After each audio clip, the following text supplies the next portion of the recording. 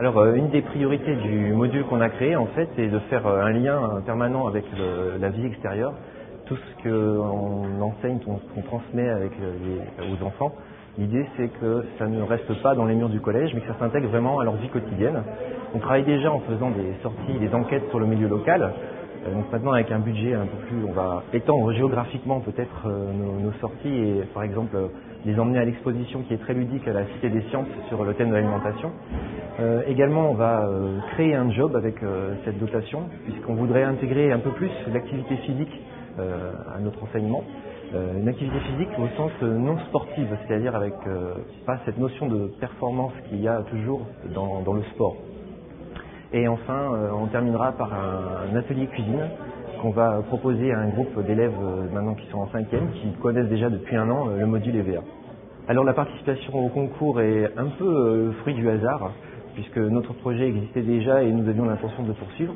Je suis tombé en fait sur un programme court qui est à l'initiative de la Fondation Nestlé qui passe sur une chaîne généraliste, où on voyait le chef Cyril Lignac qui accompagnait les enfants pendant un repas. Et en fait, une des missions de la Fondation correspondait à ce que l'on faisait. Donc j'ai cherché à en savoir un peu plus et je suis tombé sur le concours. Alors les principales actions, c'est en fait à la fois très varié, mais ça suit un fil conducteur. Nous avons des ateliers sciences et alimentation, parce qu'on pense que mieux comprendre l'alimentation permet de mieux faire passer les messages de recommandations. Nous avons des interventions, des rencontres avec des professionnels de la nutrition, de la santé, de l'hygiène, et également on fait l'élaboration de menus pour le restaurant scolaire pour que les élèves puissent encore agir en fait sur leur vie quotidienne. Donc agir sur leur vie au collège. Le prix va permettre d'accentuer un petit peu plus les efforts, de diversifier encore les interventions et comme je disais tout à l'heure déjà géographiquement étendre l'action du module.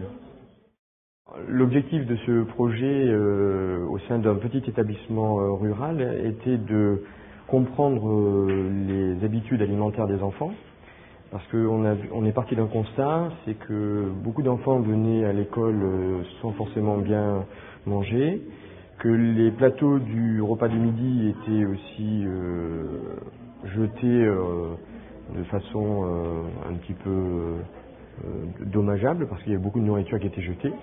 Et donc voilà, on a fait ce constat-là et on s'est dit que en essayant de les comprendre, on pouvait aussi apporter un message autre à ces enfants. Donc nous avons essayé de faire intervenir des personnes, des professionnels de la santé, qui leur délivrent, qui leur ont délivré ce message.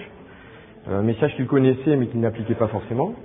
Et puis nous avons aussi essayé de travailler sur la partie culinaire, mais au niveau de la chimie de l'aliment et au niveau aussi du goût.